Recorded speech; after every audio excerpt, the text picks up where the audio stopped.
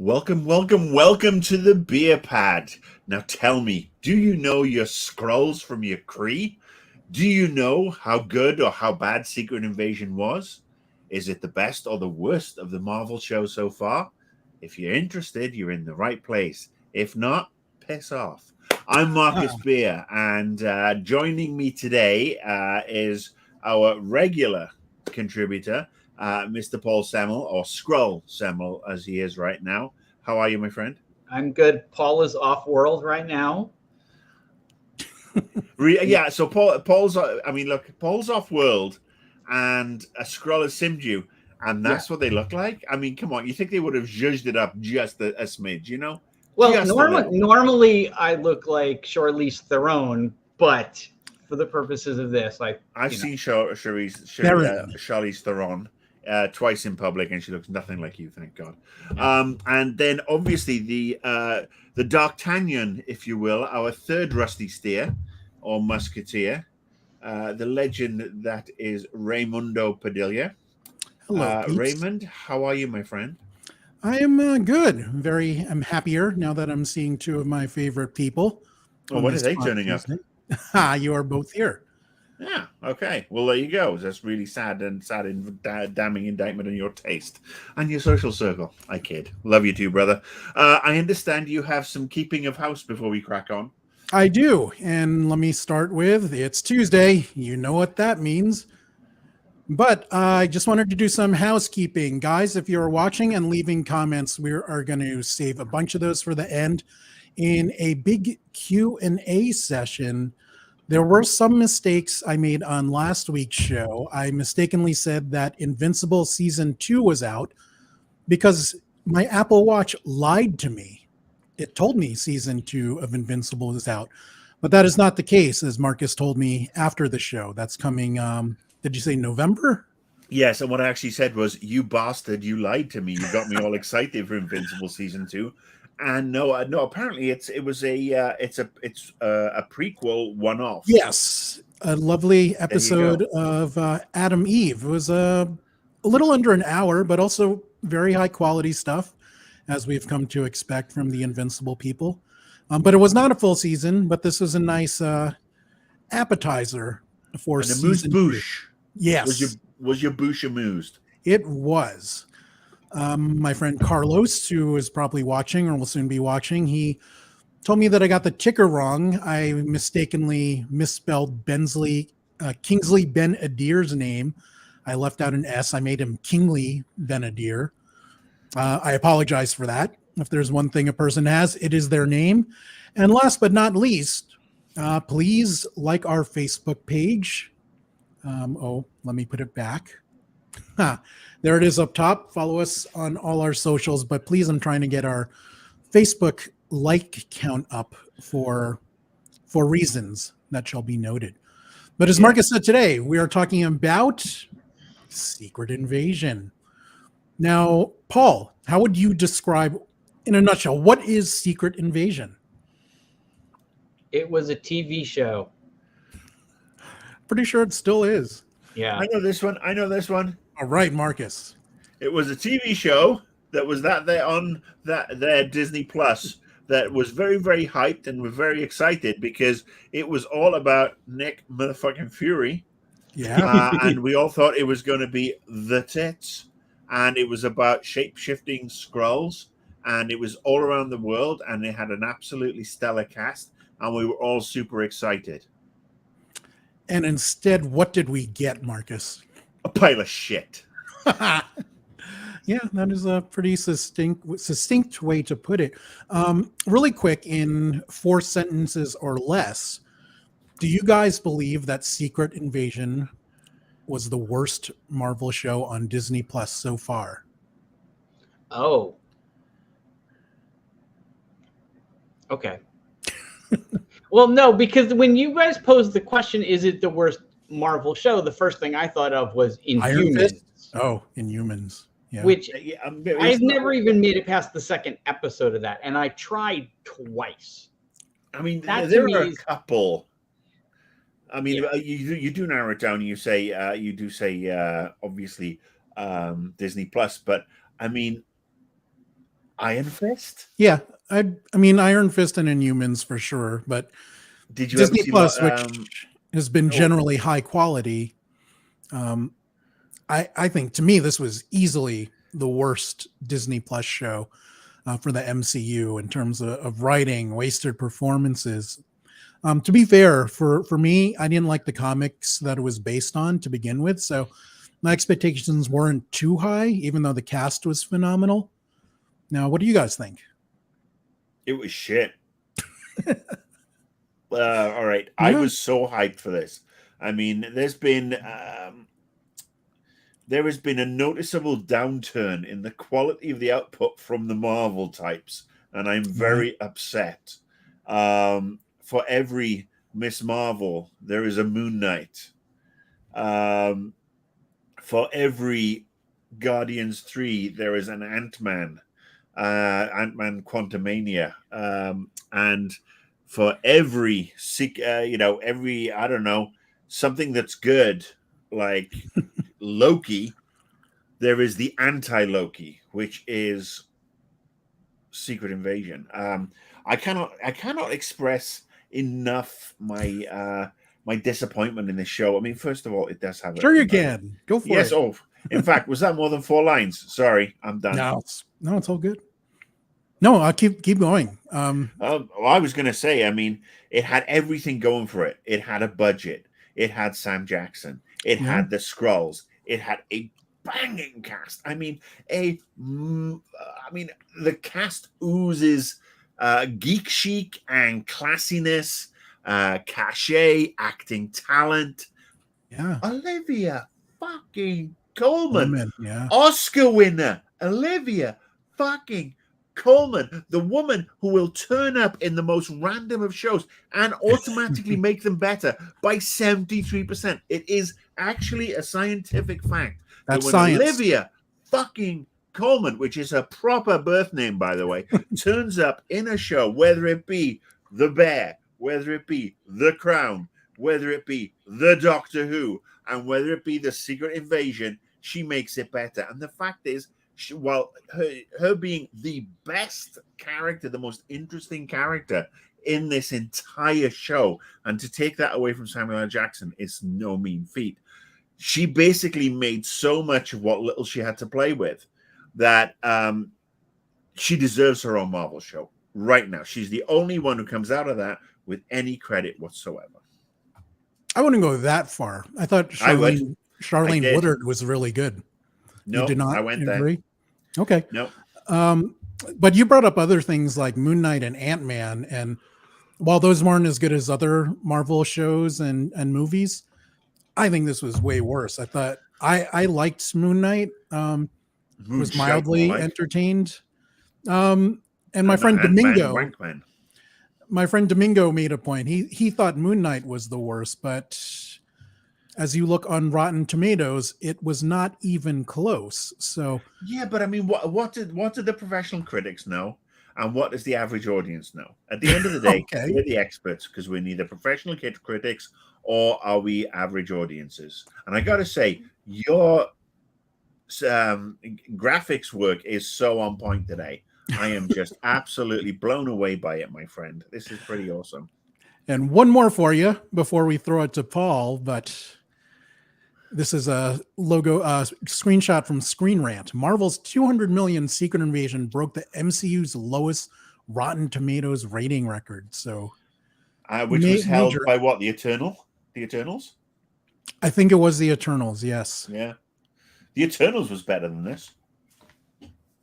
Yeah, I agree. Yeah. Now, Paul, now that you've had time to chew on that, is this the worst Marvel show in the MCU? Marvel show on Disney Plus? That was terrible. Kind of. I mean, here's my thing is I enjoyed it more than Moon Knight, but I think Moon Knight was a better show. And I kind of disagree with Marcus because I feel like Marvel has always had like peaks and valleys. You know, within like the first bunch of stuff, you know, for every Captain America, you had an Ant-Man. So, you know, there were always things that were, you know, okay. And great. But that's, for me, this show was okay. It was it was kind of, I think the word I used with you, Raymond, was nothing burger. Like it was Yeah. more. It Are was you happy with a nothing burger though? If you are a hungry No, person I- and no, somebody I- offers you here a nothing burger, it contains but- no protein, no Right. calories, no nothing at all. Well, are you happy for it with it? Have you seen well, the if shapes I of our ordered an bodies? Impossible Burger, yes, but no. But I think part of the thing is that my expectations for Secret Invasion were way higher than they were for Moon Knight. So that's why I think it was also why it comes across bad. Also, I have to say, over the weekend, Star Trek showed the crossover episode with Lower Decks, which was absolutely fantastic. And this season of Strange New Worlds has been super, super good. And that also, I think, made me think less of Secret Invasion. Ah. And I Fair- think, and to be honest with you, like, I like the Secret Invasion storyline, and I was curious to see how they were going to do it. And if done well, it could have been fantastic. Huh. I think it could have even been a whatchamacallit? What do they call it? A phase unto itself, culminating in an Avengers movie It with should have. That's with these the key. guys. And And there it was a Right. kind of conversation didn't. on And it, Yeah. Yeah. There was a conversation on Twitter that was exactly this topic, my friend. And honestly, without the Avengers, without any heroes whatsoever other than Groot's fucking bell end or whatever the hell that was, I mean, it had a little bit of Groot, it had a little bit of the shit from Iron Man 3. The thing that helps you regenerate. Extremis? Extremis, yes, Extremis is in there as well. You actually see Is that. it? Yes, Huh. you see them get red and regenerate some after being shot. That's Oh, Extremis. Ebony Maw, Cull Obsidian. Yeah, I mean they had lots of bits and bobs in there, but it had no weight because, all right, so who's the highest profile person who's a Skrull? James Rhodes. And I mean, Rhodey had such an arc in the Avengers movies where from, Captain America Civil War, he gets his back broken and, he becomes this new Secretary of Defense eventually. And everything he does throughout the Avengers as War Machine, to find out that he is a Skrull and has been a Skrull probably for a very long time. Well, now hang on a second. That's like the comics. That's though. that's what the guy who worked on the TV show said. But until they say something like that in a movie or TV show, it's open because he's doing the Armor Wars movie, I think it's called. That's right. Yeah. Like they could literally change that. They don't have to listen to that guy because they could literally say, "Oh no, actually, what happened is he had an emergency appendectomy like 3 weeks before Secret Invasion happened, and that's why he was in the hospital." Well, honestly, in that case, they should tell that guy to shut the fuck up because it's basically just adding another level of shit to this shit nothing burger. Right. But anyway, I mean, Yeah. the fact that we see, Rhodey is the highest profile person. Other than that, I mean, we've got Martin Freeman as Everett Ross at the beginning and at the end. And that's really it. I mean, we've got Talos. But I mean, there is nobody. If you are, a Skrull and you want to create new Skrullos and you want to colonize the planet, yes, you're going to try and get a bunch of stuff in, people into power. I mean, it doesn't surprise me that the British Prime Minister's a fucking Skrull. I honestly think that's actually real life. But not one superhero, really. They couldn't knock out fucking Daredevil or What the hell's Daredevil gonna do against this? I don't know, but I mean, seriously, I mean, it's like it felt like a stopgap kind of thing. Yeah. it could have been so much more. It could have been an Avengers level event.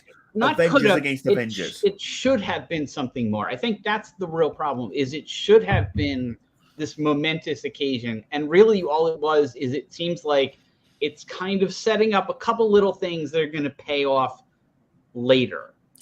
You know, Yeah. like It was it set up. doesn't have like it doesn't have the it doesn't have anything that makes it feel worthy of a thing unto itself. In a weird way, it's like if you look at Star Wars and you look at Rogue One, like Rogue One is like kind of like, okay, yeah, cool, like this is like how these things happen. And they could have very easily handled all that stuff in a comic or a book, but they didn't. And they made a movie and they went full throttle with it and made it something kind of cool that stood on its own, even if it is just sort of answering a question and setting up A New Hope. And that's what this didn't do. Like Right. maybe this will look better after we see the Marvels, after we see other things, and we'll go, oh, okay, I But get it now. I don't think it that will, doesn't- because it touches on what you said earlier, that this should have been a massive event, like it was. For people that aren't familiar with the comics that was based on, Secret Invasion was a massive yeah, event that spanned, like a year and touched every comic book and Right. that Marvel had. Now, for me, I thought it was too bloated and overwrought. And then, all of a sudden, like people have been Skrulls for like 20, 30 years. And it just got used as an excuse. Oh, he was being bad because Skrull, right, It right. just became a bad excuse for bad writing. yeah. Now, this will probably be a pretty short section, but what did you like about the show? Marcus, you mentioned Olivia Colman. Was that all? Olivia Colman. Yeah. I think mean, she was look, fantastic. there was so many great actresses and actors in the show, and it's not that they didn't give their all. Nobody phoned it in. Everybody was trying their best, but the story made no. It was not gripping. It was not interesting. It tried to be like a spy thriller, a twist on Invasion of the Body Snatchers, but it just fell flat in every single. Right, but let's. What moment. did you like? So that's what I'm saying. Even though there was this star-studded cast, Olivia Colman stood out above and beyond. And apart from that, I mean, the locations look pretty. Okay, that's fair. Yeah, there were some cool set pieces. I think you're underrating Charlene Woodard. I thought she did a great job. I didn't say that there was some great set pieces. I said the locations look pretty. I'm not even going to go far enough to say that the set pieces look very good, to be honest. Okay, but again, the point is, I think you're being dismissive of Charlene Woodard. I think she did. I am not. Look, job. I'm not being dismissive of somebody when I don't even know who she is. Who is Charlene Woodard? Yeah, that's what I was going to ask. Which character? She was Nick's wife. Vara. Okay, again, she was. The entire cast was perfectly. It's a very talented cast across the board, and they have great work in them. I'm not dismissing the cast. I'm not talking about her dismissing the talent. shit. I'm talking about her performance. I thought she had a great performance. Okay, well, you thought she had a great performance. I'm not dismissing her. I'm just saying Olivia Colman, for me, was head and shoulders above everybody else, and really the standout That's thing. not what I asked you. That okay. Well, no, you asked me what did I like What about did you it? like? And I said said one Olivia thing. Colman. I didn't say that this other lady was a bag of stank by any stretch of the imagination. I didn't denigrate her performance in any way. You got to listen, Ray. I mean, just because it doesn't fit your narrative doesn't mean it's fucking right. Or wrong. So I liked Olivia Colman. So Ray, Marcus didn't like her. What did you like, my friend? I just told you I liked Olivia. I thought Charlene Woodard was good. I thought how they used Super Skrull, considering they don't have Fantastic Four, I thought that was clever that they used other characters instead of the Fantastic Four's powers. And that's mostly it. I thought episodes 4 and 5 were a little bit better than the others, but as a whole, it just wasn't good. Now, Paul, what did you like about the show? I really Please say Charlene Woodard, mate. Please say it. You have to. I did like her, but I didn't know who she was. But I was gonna say I liked. Getting back to who she was, I mean, she has a really long list of credits. Oh yeah. I just don't even know her name. A lot of people know her from Fresh Prince. She was like aunt. I forgot what her name was, but she was Will Smith's character's aunt on Fresh Prince. Oh, wait, she was on Viv? No, a different one. Okay. Yeah, I was gonna say she didn't look like. I don't remember. No, she was not on Viv either of them. Is this the new Fresh Prince? No, or the old Fresh Prince. This is the old one. Okay. Anyway, there were different scenes that I really liked. Like I liked the scene in the last episode in the hospital, like when people were getting taken out and you didn't really know what was going on. I liked the scene with Rhodey and Nick Fury where they were like in an empty restaurant, kind of squaring off. It kind of reminded me a little bit of the scene in Heat when De Niro and Pacino were sitting down talking.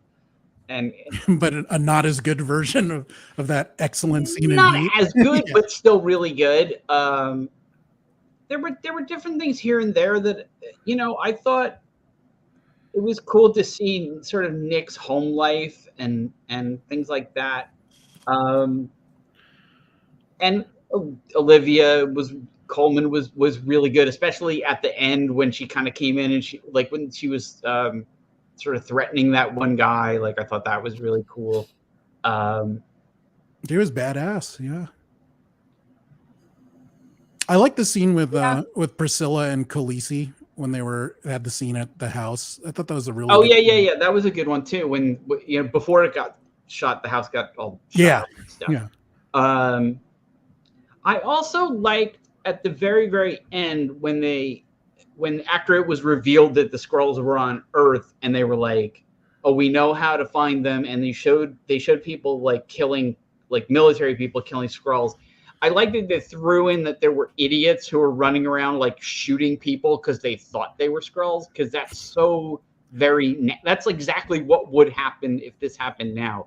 Like you would see people like shooting at Tom Hanks and shooting at Hillary Clinton and shooting. We've already seen that where we've seen people attacking politicians or whatever because of this Pizzagate thing. Right. Right. Well, exactly. So I mean, people are stupid, and let's face it. Stupid people have access to guns, and that's just not. I thought it was more like how it was in the Philippines, where you literally had the president Duterte saying, "If people look like drug dealers to you, shoot them," and that's what happened. So that's what did he really say that? Yeah, wow. he literally said that. Did anybody do it? Yes, people died that were not drug dealers, innocent people, because that's why I was scared to go back. I don't know what the fuck the drug dealers in the Philippines look like. They could shoot me. But yeah, and the president from who married my best friend's wedding, that was the dude, right? Yeah, Dermot Mulroney. Mulroney, yes. Yeah. Not Dylan McDermott. No, that's a different rom-com. I know. It was very tricky. And, if you were watching movies in the mid-90s, it was a very tricky time because those two actors were in everything before Matthew McConaughey appeared. And one of them is also Patrick Dempsey. That's another name he uses. They're all interchangeable. They're all Skrulls. Yeah. Aha. That actually makes sense. Dun, dun, dun. Indeed. Now, we all don't like this show, but where did it go wrong? Was it the writing, the directing? I think it was on a hiding to nothing. I mean, the expectations, because again, everybody looked at the cast, everybody looked at it in comparison to the other movies the other shows that have hit recently. It looked a little darker. It's a Nick Fury storyline. It's a storyline that is very controversial within the MCU, the Marvel universe, not the MCU, but the Marvel universe with the comic books. Some people like it, some people hate it, some people are like me. So I think that it had this curiosity / expectation out of the gate, and for this to work, it's got to be almost. You look at something like Tinker Tailor Soldier Spy, which is the classic John le Carrier movie book that became a movie, but also became a TV series by the BBC back in the 80s. And that was all about who's the Russian traitors, who are the good guys, twists, turns, etc., etc. And that's how this should have been tackled. But there was no real intrigue. There was no real, oh, look, you can tell that one's a fucking Skrull. Why? Because they're doing Skrully shit. Right. And I think it's a hard task to execute. Really is hard to get that level of intrigue and keep people going guessing and until the end of the episode. And I think that was their biggest issue. I mean, they had, like I said, they had the cast, they had the budget, they had the location. This should have been something where we turned and said, wow, that could have been a 2-part Marvel movie, and I would have been so blown away by it. But instead it felt like I hate to say this, but it felt like a Sci-Fi Channel original. I'm not talking about the special effects, I'm not talking about the cast, right? I am talking about the storytelling. And that's where that's where the cast are up against it. The cast was excellent across the board. Every one of those actors and actresses are absolutely superb at what they do. You've seen them in lots of other things, whether it be a bunch of things over the years, or relatively new. They all came to try and deliver their A game, but it's like a chef dealing with the shittiest ingredients that have gone really putrid and trying to turn it into a meal. It really sucks. And I hate criticizing the writers, because the writers have such a hard job. And I think this might go to, either they could have got a proper spy, writer who's got a background in like spy and intrigue stuff, or this might have been just the unfilmable, the unmakeable, the show that they should have perhaps left to one side, because it's done nothing but damage. It's interesting that you brought up the Tinker Tailor and the whole spy aspect of it, because that was the justification for the few friends I had that liked it. They're like, oh, I like that it was like a spy movie kind of feel. And I'm like, well, just go watch a good spy movie. Had they watched a good spy movie? Well, they wanted like a Marvel spy movie, and this is... You want a Marvel spy movie? Captain America Winter Soldier. I was about to say that was like quintessential. I mean, that is the ultimate. I mean, that felt like something from the 70s, with regards to the levels of intrigue and everything. Not obviously including Robert Redford, but I mean, there was so much in that movie that it just felt like a real throwback and something so different from the Marvel Universe. But this didn't even attempt to be that.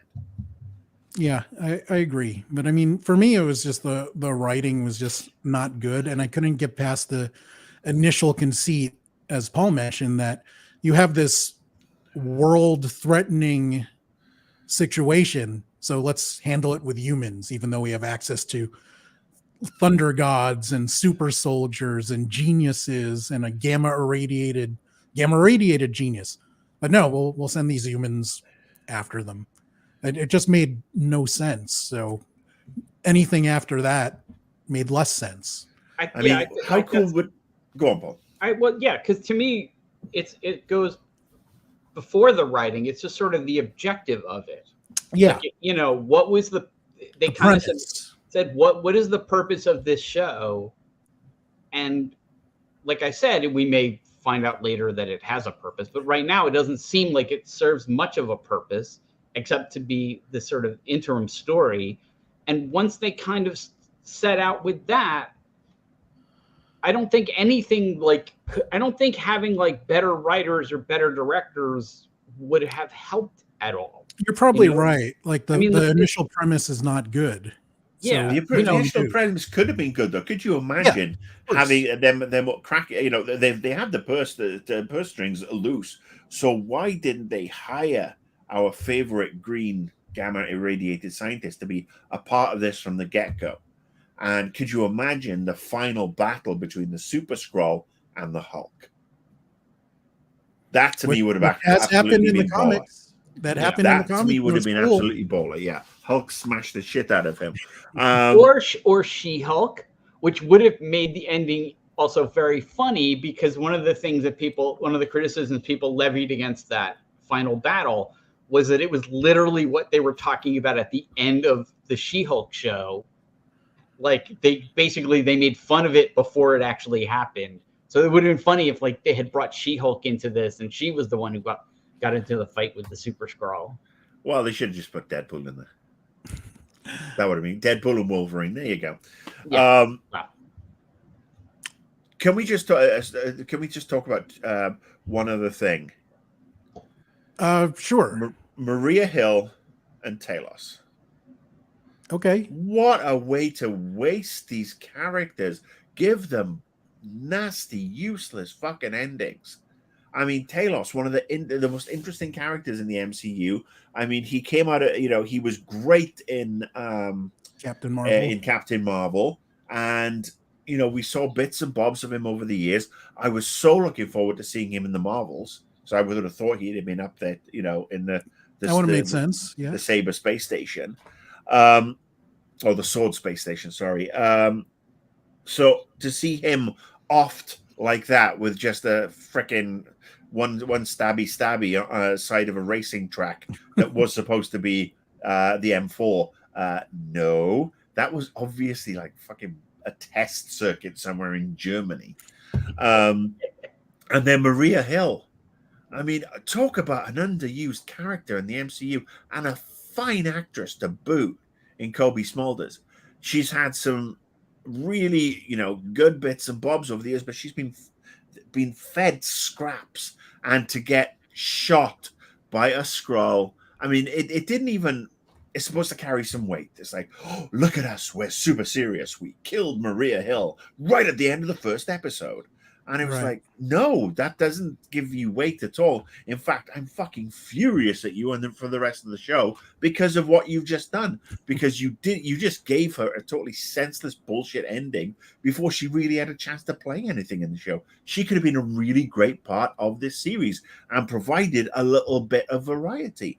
But no, those two deaths really pissed me off. I shame, I say. I would ring a bell, make them walk naked down the street, the writers, and so shame. That's what I would say to them. And you just did. So yes, point taken. Now, as you guys have mentioned, this was a pretty stacked cast. Now, which actors do you think were wasted the most? Paul, kick this one off. Oh, and of course, right way as you say that, her name goes out of my head. The Khaleesi. Yes, that's her name, Khaleesi. Yeah, well, yeah. Kira. I hate to say that, she'll always be known as that for me. Yeah, I really like her, and she was great in Game of Thrones. I thought she was really great in the Terminator movie. That wasn't great. Solo, the Han Solo origin movie. Yeah, thank you. She was great in Han Solo, and I wonder if they're going to bring her back for the supposedly they're doing a Lando show now. Right. She wasn't. She didn't get again. She wasn't given like a lot to do, enough to do.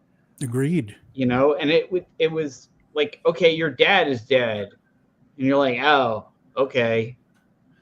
Now, question for you: the show at the end wanted to establish that with all the Skrully science injection things, that she is now one of the most powerful beings in the MCU. Did you get that sense, or was that? I don't think they did a good job of conveying that, but that's what I read after. Is that's what they were trying to go for? They that was a time when I thought the special effects could have been a little bit better, because there were times when like she would turn into somebody and I was like, wait, is that supposed to be the Hulk? Is that the Abomination? Like who? What? Huh? Like some of it obviously like Captain Marvel, like you could tell, like, but they never kind of established like, okay, now I'm the Hulk. And I think part of the problem with that is they only had her do it with one arm. Right. As weird as that sounds, like if they had her Hulk out with both arms or Hulk out completely. Really, with both arms? You wanted her? Yeah. She'd have. I know. But if she had hulked out completely, well, then of course she would have looked like She-Hulk. Okay, but still, if she had gone full with whatever character it was that she was trying to be, it would have looked cooler and it would have made more sense. And then I would have been like, oh crap! So she's Captain Marvel and the Hulk and Spider-Man, or I don't even know who else was in there. That's the thing. I don't know who she was. I mean, I know she was part Captain Marvel and either Hulk or Abomination, but no, it can't be Abomination because he wasn't there at the fight. So. No, it was a mix. Apparently, it was a mix of everybody who spilt some sort of DNA who were missing at the Avengers compound at the end of Endgame, where the big battle was, because the Skrulls were the ones who were sent in there to go with the blue light and the little Windex bottle and the little tissue here. There you go. Oh no, Hulk's been at this one. It's a blanket. They got some crusty tissues that they collected. Exactly. Let's figure out that DNA. Now that was, again, that's an interesting idea, that the U.S. government would go to that site and be like, "Oh, look, there's some blood of these heroes. Let's get that." But then again, they didn't. Maybe it'll pay off. But in the context of this show, it was like kind of like, oh yeah, we found Cap's blood and Bucky's blood, and we stored it in this mystical vial that I'm gonna and it's all of it is in one vial. That doesn't make any sense. Anyway. Science. I think they wasted it by giving it to Emilia Clarke, who, again, all she had to do, this just goes to show, excellent actress, but it's like, petulant woman, teenager, petulant woman, whatever she is, doesn't like her dad, but she's deep undercover, and she's got all these powers that she started to get from different times. It would have been great, perhaps, if Talos had lived to the end, and it was Talos who became the Super Skrull, and they killed each other. And then you draw a line, because Talos' sacrifice would have actually meant something. Would you have wanted Talos to die when he did, and then be revealed in that last episode that he was actually alive all along?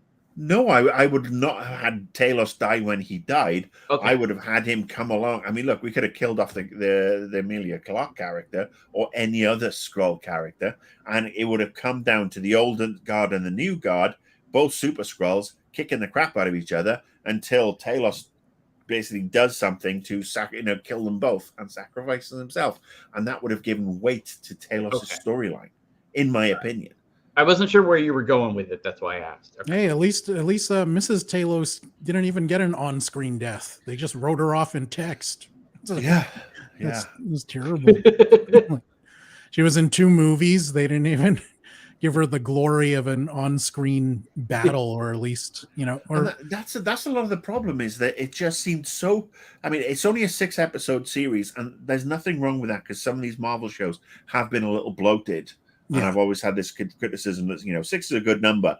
8 to 12 can get a little bit iffy, but it just seemed like in a rush to 86 stuff, and also while going nowhere. I mean, it was literally, here's Nick Fury, and look, he's he's sitting down with Rhodey, and Rhodey is now a Skrull. And that scene that you were talking about with Rhodey, I actually thought that was two excellent actors dealing with a really shitty back and forth. I thought it was just miserable. It was stereotypical. I mean, the whole, don't it's like, why are you doing this to a brother type thing. I mean, it just didn't sit right. It really just didn't sit right to watch that and see it. And, the president of the United States, absolute bellend. I mean, all right, so this version of Rhodey's gone, and now we got Thunderbolt Ross coming in. Why couldn't we have had Harrison Ford in as Thunderbolt Ross a little bit early before the Thunderbolts movie? There's just so many things that you think could have been done a lot better, especially if they're supposed to set up this next section of Marvels or whatever. I mean, it feels pointless.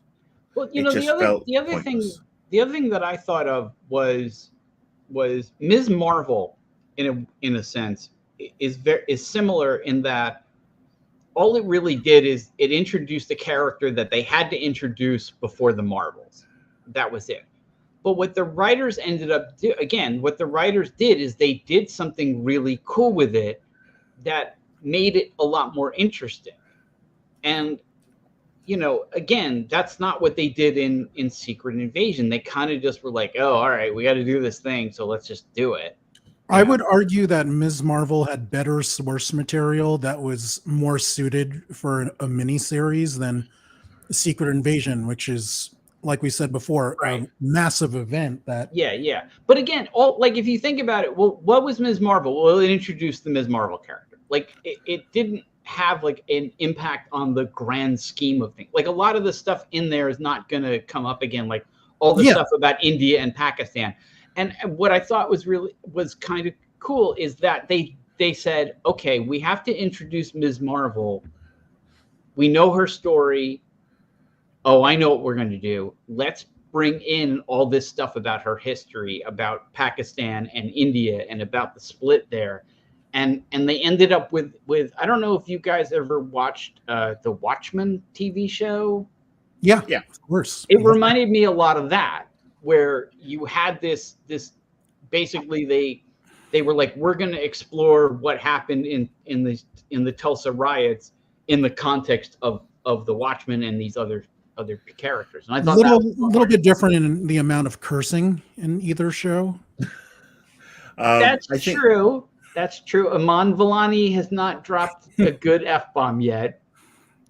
I think I see your point, and I totally agree with you. And I think the big difference that for both Watchmen and for Miss Marvel, you do have creative you have the creative forces behind the TV shows, the showrunners who are immersed in the culture of their particular lead characters. And they were telling these Indian stories, Indian Pakistani stories, and they was telling these Black African American stories. So with regards to Tulsa and everything that happened there. I wasn't even aware of Tulsa till I watched that show for the first time, along with a lot of people apparently, because that's all people were talking about the next day. So that's where Marvel gets kudos for putting the right people in charge. And then this time, and it goes back to, if you're going to do this sort of thing, you get a writer or writers and a showrunner who can handle multi-strands, intrigue, spy stuff, and that's when you start to pull everything together, and that's when it all looks like it's work. It would work. It just didn't have the creative capabilities to carry it off. Yeah, which is weird because, like I said, they did it with Ms. Marvel, and now that I think about it, they also did it with the Guardians of the Galaxy Christmas special. Which nothing that happens in that is relevant to the story, the larger story, not really even relevant to the third movie. But they still made it really, really fun. And it was funny and it was entertaining, And it did actually set up the movie in a couple of ways with regards to the base that they set up. Oh, right. We got to see the base a little bit more. But again, that was just a tiny throwaway. That's just a little thing, right? Yeah. But it was great and it worked. I mean, I'm saying, I agree with you that, the Guardians of the Galaxy Christmas special was something batshit silly, best watched while drunk, by the way, which is how I know. But again, it goes to show that, if people know the source material or people are working within James Gunn's world, then you're going to deliver something that fits right in. And I have seen better spy stuff on BBC Two back in the UK in the 80s and in the 90s. And that is the problem. It didn't, I'm sure you get it on Masterpiece Theatre here or whatever. You can find it on BritBox. Whole bunch of like spy thrillers. I mean, hell, The Fourth Protocol, the movie with Pierce Brosnan and Michael Caine from the mid 80s. That's another sort of like spy, Russian. What's going on? Nuclear explosions. And that was well handled compared to this. It had the only intrigue was how the fuck did this get approved? Well, I think this might have been the last of a bunch of projects that were greenlit before Disney decided that they were just making too much content. So hopefully they've kind of done a soft reset and are limiting the amount of series and movies they're doing. And hopefully they're being honest about it and the quality will go up. Yeah, and hopefully they'll not be using AI for their scripts. But that does bring us to our next point, that a lot of people started to sour on Marvel in Phase 4. And this was the first TV show of Phase 5. And here is what is coming next. We have Loki coming in October, which I'm super psyched for. But then the next three I'm kind of worried about. I'm interested in, but we have Echo, Ironheart, and Agatha. And for whatever reason, the female led Marvel TV series have not been as well received. And I think a lot of that has been unfair. I think a lot of people didn't like Ms. Marvel and She Hulk because they were women. I like them. I like them both. I will say Echo's going to be interesting because Echo, they're dropping the entire series in one go, which they've not done with any Marvel show before. That's a huge first, and that's another thing people are saying. Marvel has a female-led problem because we never got a Black Widow movie until it was too late. Captain Marvel, came along. Too late, and there wasn't enough support for female-led writers and directors, etc., etc. And I think they do have, they do seem to have this problem. And as good as Miss Marvel was, and hopefully Nia DaCosta, the Marvels is going to be absolutely banging in November this year or early 2024, as is now being mooted because of the current strike. They're talking about nobody being able to promote it, which would suck. But again, we stand with the writers, we stand with the actors. Residuals for all. So it's fucking crazy. It's fucking crazy that they've got this. I mean, Agatha, House of Harkness. That to me sounds like a one-off horror comedy that could be dropped on Halloween next year. I don't think it's a full series because Agatha was a fun character in WandaVision. Yeah, great scene stealer. Great scene stealer, but I don't get the sense that that's going to be like a pivotal show. Like I feel like they're kind of doing that in the same way that they did that sort of horror movie with Man-Thing. That it's just going to be like I don't know how many episodes they've said Agatha is going to be, but like I feel like it's just going to be this sort of like off to the side like weirdness with her, that won't be pivotal, but unlike Secret Invasion, it'll be entertaining unto itself. Yeah, if it's like I said, if it's a one-off that sits in the same universe as Werewolf by Night, great. That's what it was. Werewolf by Night. Let's see if it says on the graphic there. It says 9 episodes. Wow, 9 episodes. Okay. Well, I did not know that's a lot for that character. I don't know. Well, maybe I don't know. I mean, we don't know what the premise is, and every time they talk about it, they talk about somebody new and cool getting like cast in it. So we'll see. I mean, look, we may be doing it in disservice, and it may come out and be absolutely baller. Yeah. I mean, the other one that's interesting there is Ironheart, which is Riri Williams, and Riri Williams. I think we were a little bit divided, you and I, Ray, over Riri Williams in Wakanda Forever. In that, while I'm not criticizing the actress's performance, I thought she was great. She felt more like a MacGuffin. She was. Red button. I didn't see that until you mentioned it, but that's a great point. And so I am wondering what we're going to get with Riri Williams.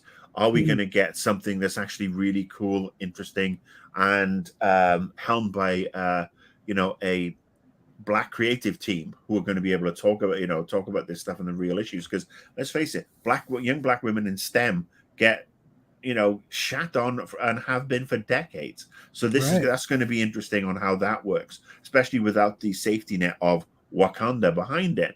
Or is this going to be some middle-aged white dude's version of what Riri Williams should be as the next Tony Stark?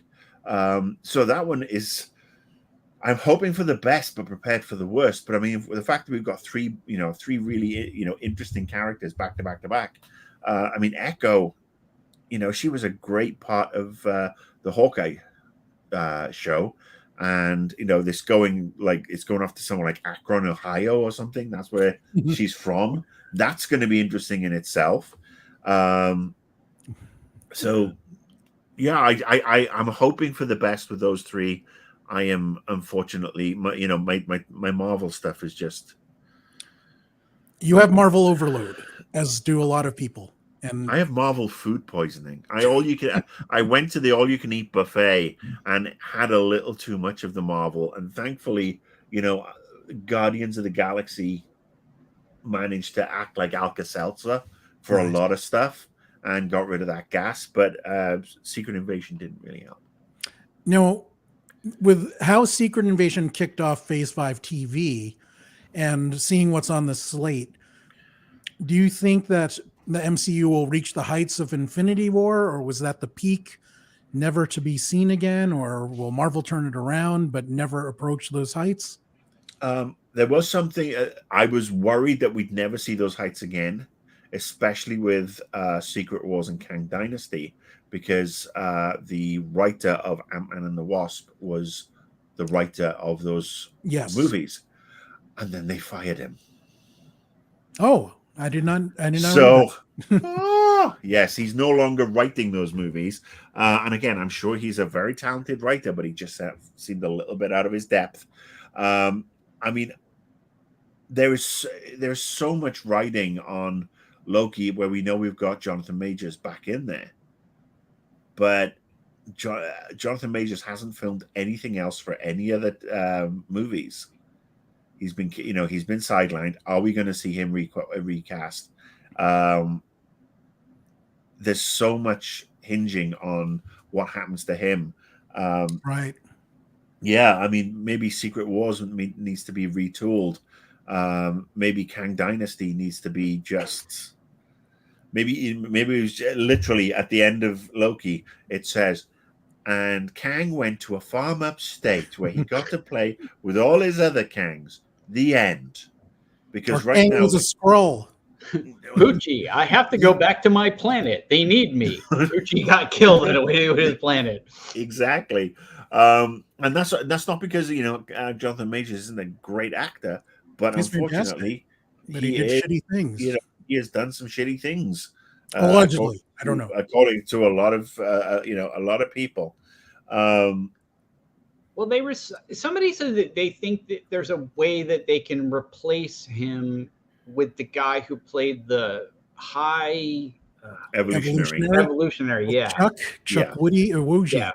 Yeah. They could basically be like, oh, he's another Kang, really. But there's a full-on fan theory doing the rounds on Reddit that he could actually be that character, which would be interesting. So we're talking about another really excellent actor. Yeah. But I don't know. I think Kang. I mean, I've never liked Kang in the books either. I mean, he has all the charisma of a freaking crusty toilet seat. I mean, and look, Majors again imbued the character with charisma, but there was that final scene at the end of Quantumania where we had 36 Jonathan Majors acting like it was the Galactic Senate scene in Attack of the Clones, or whichever one of those Star Wars interminable Star Wars prequels, and everybody was like rabble. The Hamburglar was there.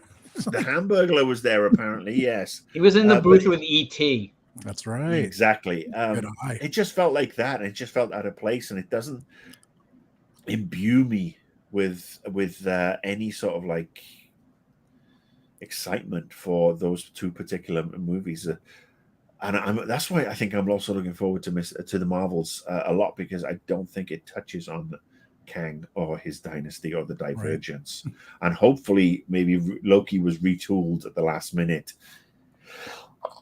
Excuse me. Thank you to say, all right, we got rid of Loki went stabby, and Kang's gone. I don't know. I mean, Hollywood is very forgiving. You see Ezra Miller; he seems fine now.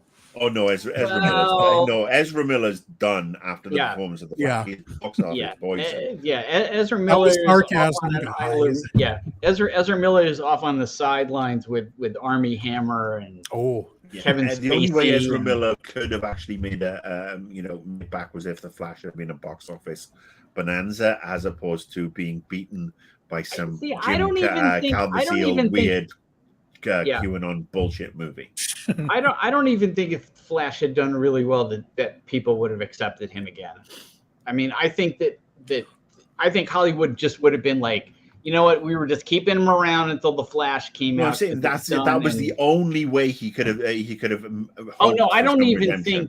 think. I don't think that would have had like. That's why I said Flash could. would have had to make like Avatar money.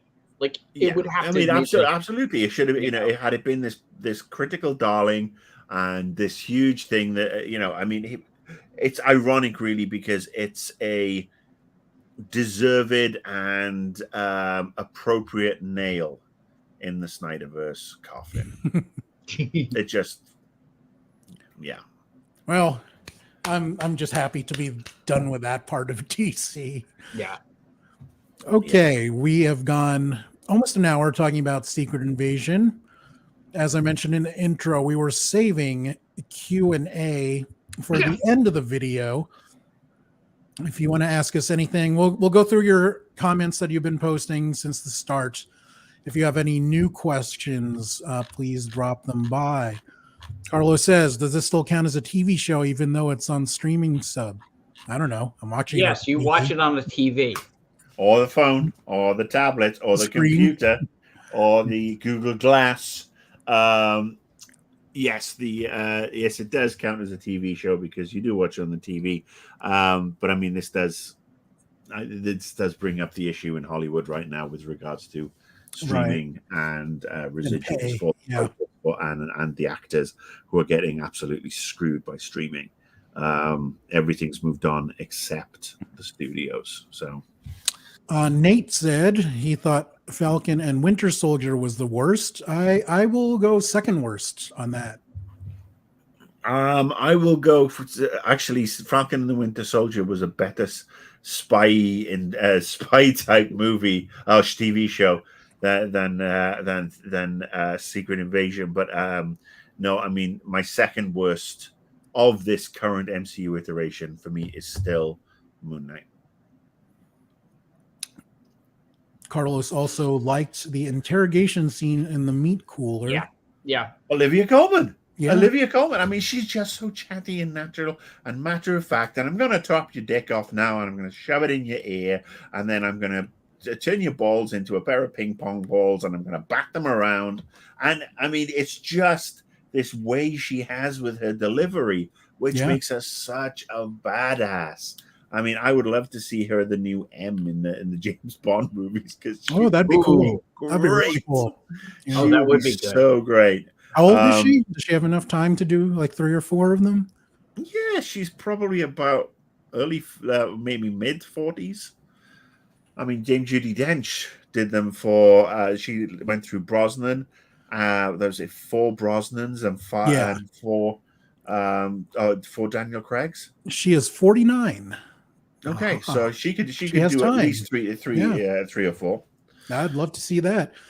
Kane Waters says, I think WandaVision was the only one I've loved. I think it's one of the best. I mean, for me, it's a toss-up. It just depends on what you like more. For me, Ms. Marvel is tops, but I can totally see people liking WandaVision or Loki more. So I agree with all of those, but I also liked Hawkeye. Yeah, I really do. Simply because you're a Christmas guy, though. So. I'm a Christmas guy, but I mean, Steve Rogers the musical or Avengers the musical. That was just amazing. But I think it brought back Kingpin. It brought back, it brought Echo into it. It really was. It's not a show about superpowered people or shapeshifters or anything like that. It's just people who can really fucking see good. Yeah. Right. And I think it works on that level of stakes, not like a earth-shattering thing like Secret Invasion. So for Hawkeye, that situation was appropriate for people that were just humans with tremendous skills. Yeah. So interesting. And What If was really good. Yes. What if I don't count that for some reason mentally because it's animated, but I rewatched it recently and it's better on the second watch because you know what's coming. I mean, it just left so much up at the end of every episode. It got a little frustrating, but then it did come together. But there was no inclination that it was going to come together. It was all this what if, and then you watch it all the way through, and you get that final Mega Ultron that was actually quite cool. So Nate said, it's not something I would watch again, but I try as hard as it may be to not contrast it with the rest of the MCU. Yeah, you should judge things on its own, but it's hard not to compare it. Learning to go into Phase 4 thinking, what if this was the first movie of the MCU? How would I respond then? Yes, but this is also Phase 5. Yeah, if it was the first movie or first TV show in the MCU, I mean, all we would have had before that is a couple of Captain Americas, some shitty Fantastic Fours, the Trial of the Incredible Hulk, the Death of the Incredible Hulk with Bill Bixby, the Spider-Man. Incredible Hulk. Yeah, I mean, there's I mean, we're obviously, we're feasting. It's just unfortunate that the quality of the food has died down somewhat. Do you remember the Daredevil costume from that Hulk series where he basically just had no eye holes? It was just like a blindfold. I have a question for you guys. When I look at the Marvel stuff, I don't think of it as Phase 4, Phase 5. To me, everything from Iron Man through Endgame is one phase, and all of this is a second phase. Like, it always seems weird to me that they talk in like terms of like Phase 2 and Phase 3, because all that early stuff was all leading up to Infinity War and Endgame. Yeah, it was 10 years. And all of this is leading up to, Kang's revenge and whatnot. Who knows what it's leading up to? Or whatever it ends up leading exactly. up to. Galactus dance party. I do not follow their phases. Same as, like, for me, comics are comics. I read the series that I like. Right. It's how I watch all the Marvel movies and TV shows that I like. And it's all comics. So it's all Marvel stuff to me. Yeah. The phase thing is really, it's a kind of obnoxious now because it's right up there with the multiverse. I mean, I understand why it's useful for them in the writer's room to plan out these things, but I don't know if they need to let us know what these things are. Because also, like, if you think about it, it even gets even more nebulous because the Spider-Man movie, the second one, was the aftermath of all the Endgame stuff. But then again, so was WandaVision, really. But then WandaVision also led up to Doctor Strange and the H.P. Lovecraft reference. So I remember when South Park did it with the with Coon and Friends and all their different spin-offs and stuff like that. That was excellently put. I mean, they basically called it that it's like, all right, the time of the phases is over. We need to just fucking go. Yeah. Sorry, I just want to say somebody did. Yes, I mean Carlos is right, but I just want to go back to somebody. There you go. Nate Fitzgerald's comment. Asking for my AI appliance. Would anybody like any toast? Does anybody else get that reference apart from me? Yes. What time was that comment so I can put it up? That was at 6:58. Okay. That's way down here. Now, who gets that? Who gets that reference? Yes. You do? Well, explain it, and then I will scroll back up so I can go in order. So okay, sorry. No, I just wanted to say that was a fun reference for me because that is from Red Dwarf. That is from Red Dwarf. Toki Toaster, trademark applied for $19.99 on sale. And that's all it does is offer you baked goods, whether it be toast, muffins, crumpets, scones, and yes, that's the only AI appliance I could do with a Toki Toaster. That ends up saving the Red Dwarf ship because it becomes exponentially more intelligent. But anyway, that's a non sequitur and a tangent. It's funny because I was thinking, I was like, that sounds Douglas Adams-ish, but I don't remember that. And then it makes sense that it would be Red Dwarf because Red Dwarf is sort of, it's very Douglas Adams inspired. So yes, Carlos is right. Samuel L. Jackson was wasted, and Ben Mendelsohn and Kobe Smulders, and again, these. I will miss Ben Mendelsohn. I enjoyed that character for the 2 movies and a series that he was in. Yeah, he was great as Krennic in Rogue One. He was in that that HBO series the supernatural spooky one a couple of years ago, pre-pandemic. That he was actually brilliant in that. It was about the shape-changing monstery type thing. That was very cool. I can't remember what it's called. That's how cool it was. I'm not talking Lovecraft Country. No, not Lovecraft Country. I mean, he was in Ready Player One, but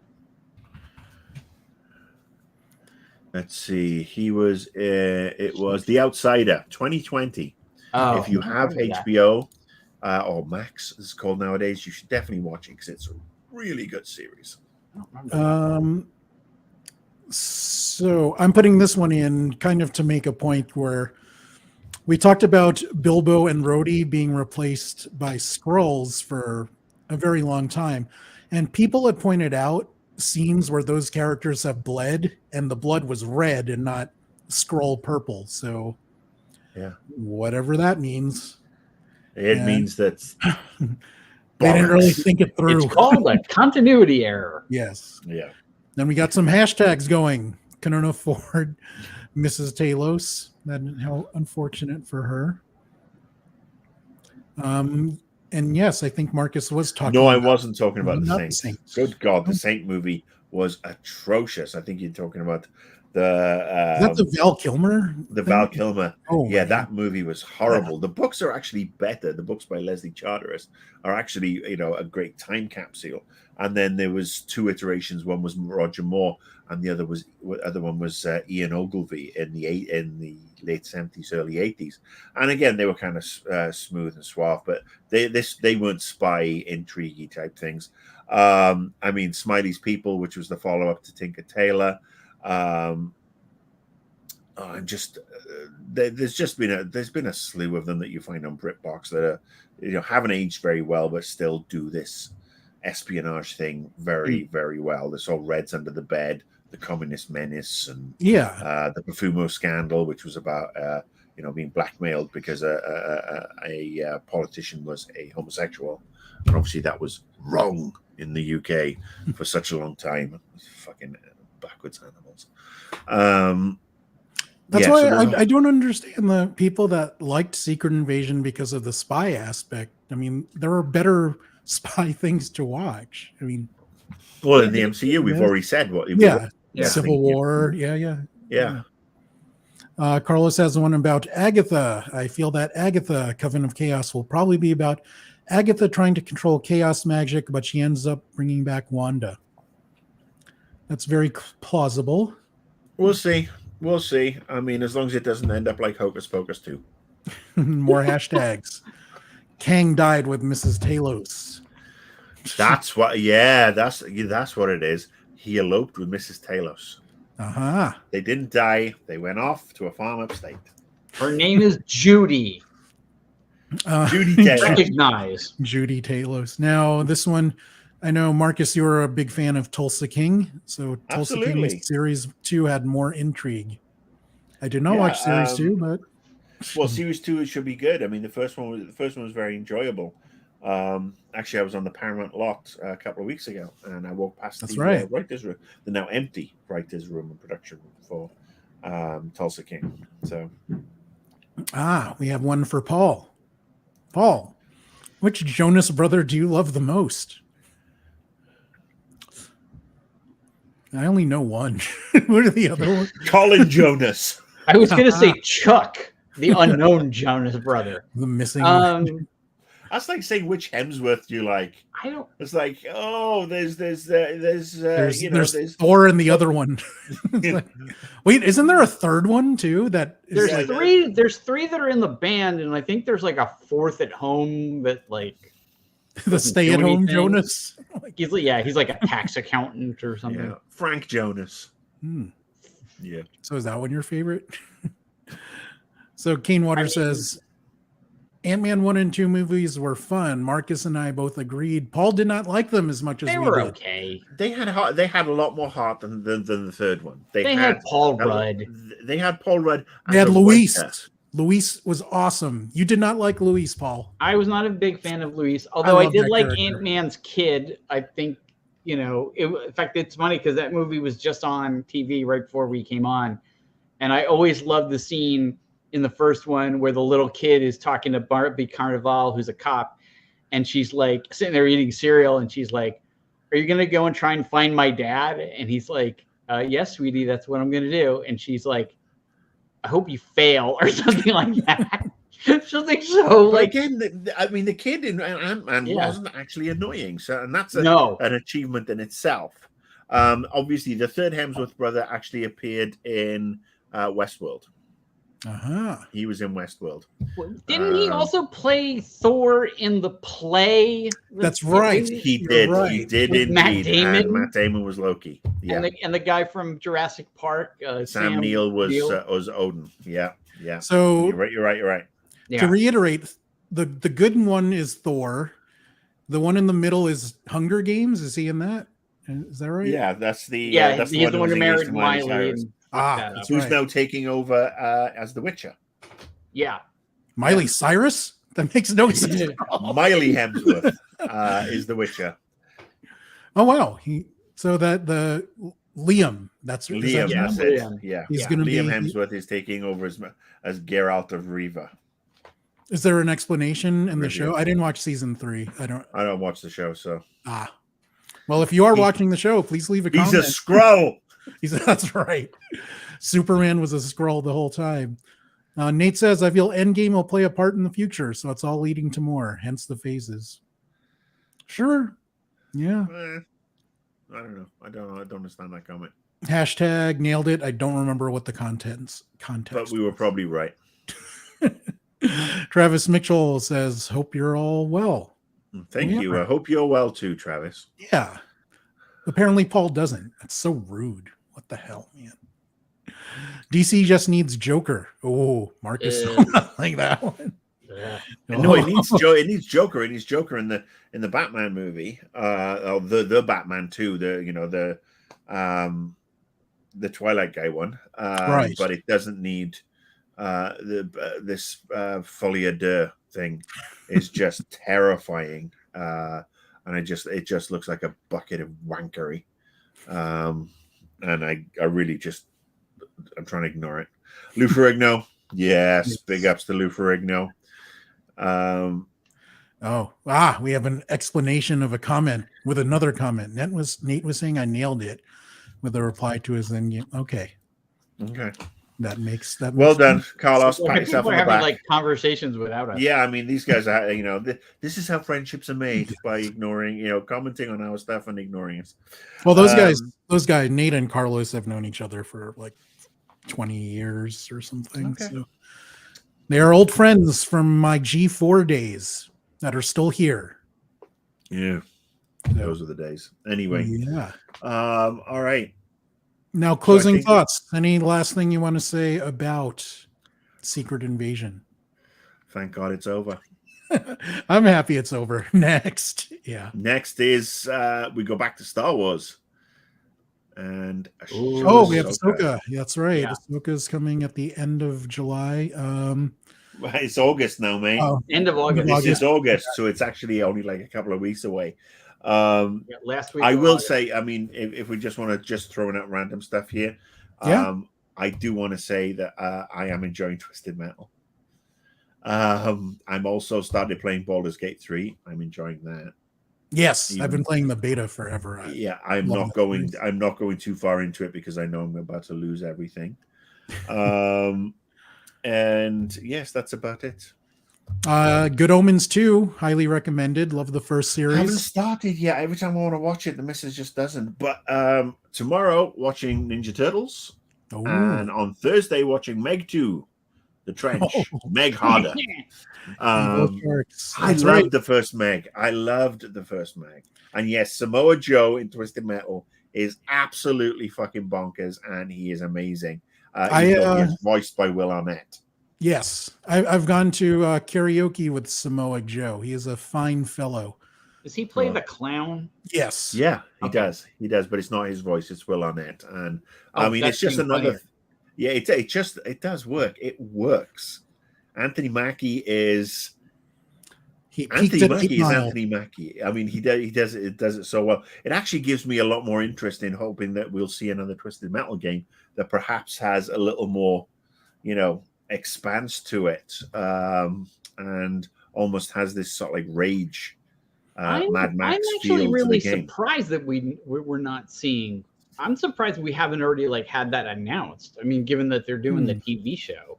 Is Jaffe still around working on that, or He's still around? I don't know what he's doing. I don't know if he's working on it, but Yeah. I mean, yeah, he's but if he's you know, and he you does think- his podcast and. yeah.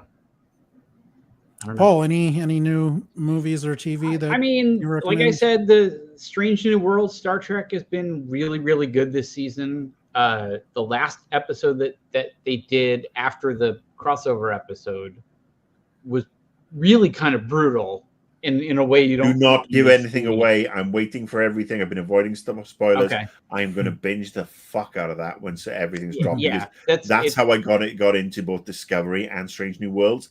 I Ah, binge watched them both during the pandemic, and I do not want to change that. So Have I you know watched there's Have you watched Lower Decks at all? I've watched some. I couldn't really get into Lower Decks. To be Okay, honest but with you know, but like the basic. I know characters I and- know what's coming on with Okay. Dennis Quaid's son Jack Quaid from also The Boys. The Boys, yes. Mhm.